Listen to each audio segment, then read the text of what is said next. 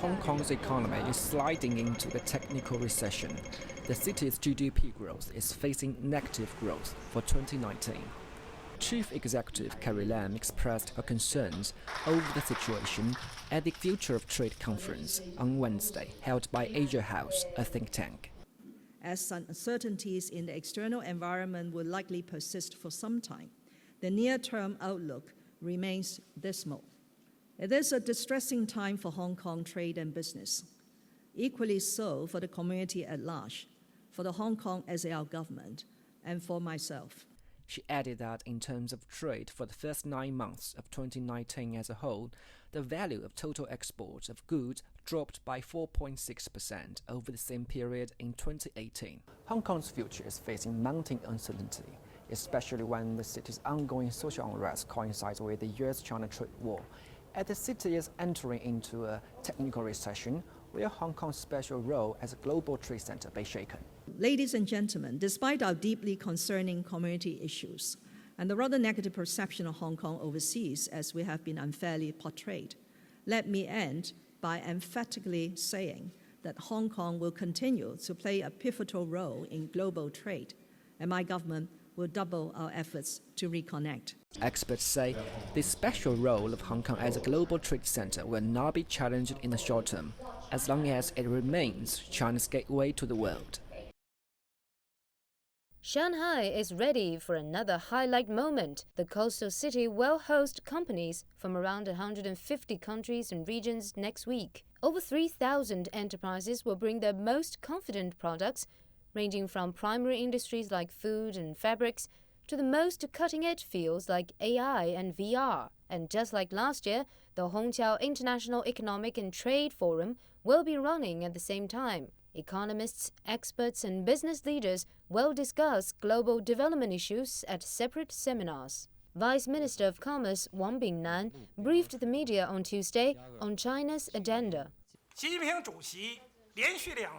President Xi Jinping attending the event and giving keynote speech for 2 consecutive years demonstrates that the Chinese government places great value on the expo. This shows China's support for trade multilateralism and its consistent stance on free and convenient trade. The president's attendance also shows China's concrete action in pushing forward an open economy and building a shared future for mankind. The minister also mentions a growing number of American companies to the expo. Last year there were 174, and this year 192. And the area for American exhibitors is the largest on the park.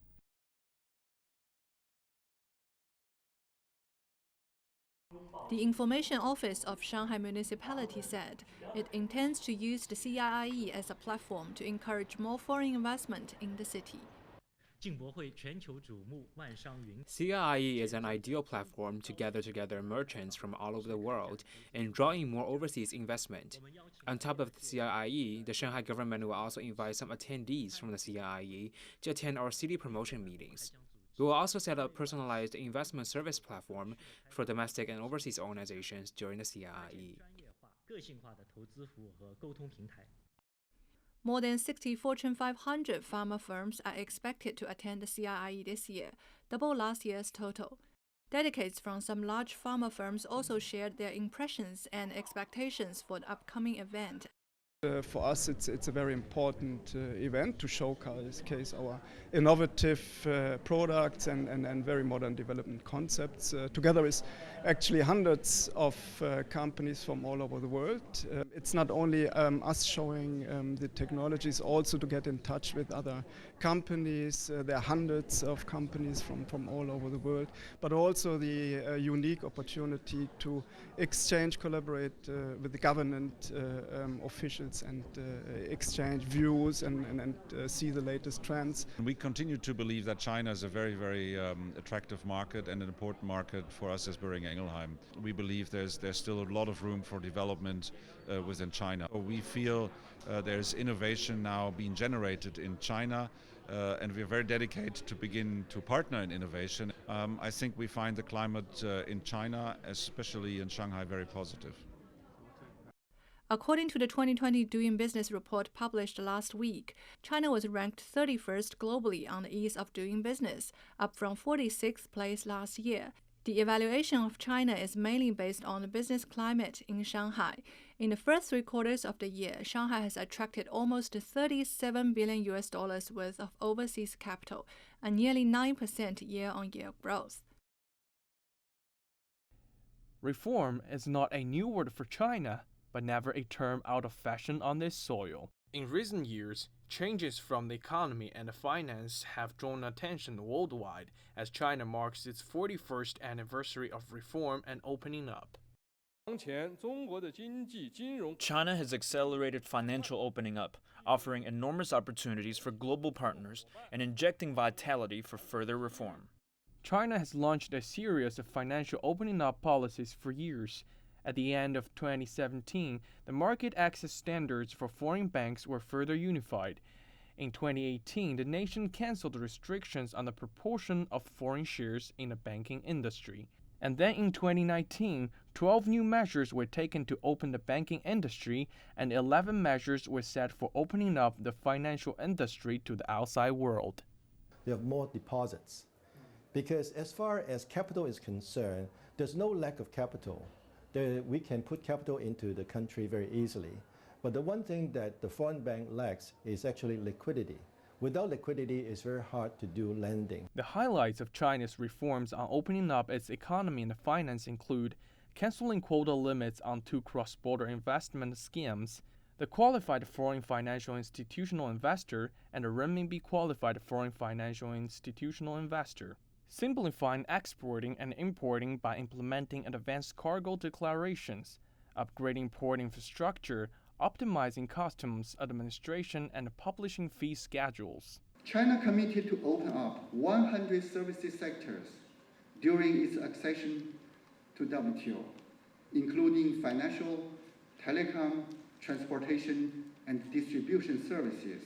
In addition, China is now making efforts to help foreign businesses operate locally and be treated equally. Specifically, China announced canceling foreign ownership limits in major parts of the financial industry, while more measures are introduced serving preparatory work ahead of China's new foreign investment law that encourages more foreign business organizations.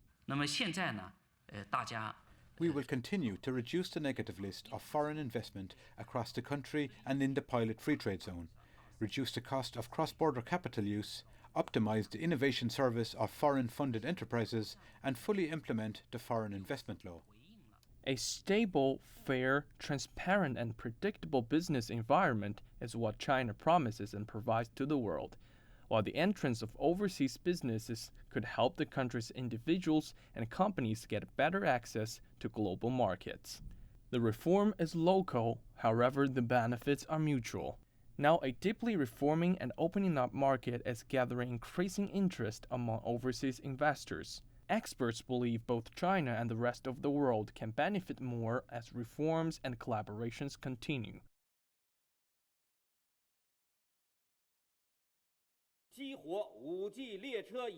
It hasn't been even 4 months since China began issuing 5G licenses for commercial use, and China Unicom, China Mobile, and China Telecom have revealed their monthly plans for 5G users.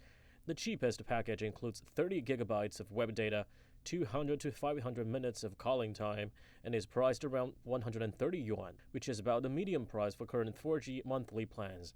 The most expensive package is 600 yuan a month. It buys 300 gigabytes of data and 3,000 calling minutes. Prices can also vary in terms of velocity. The 3 operators are offering velocity choices of 300 and 500 megabytes per second, as well as 1 gigabyte per second.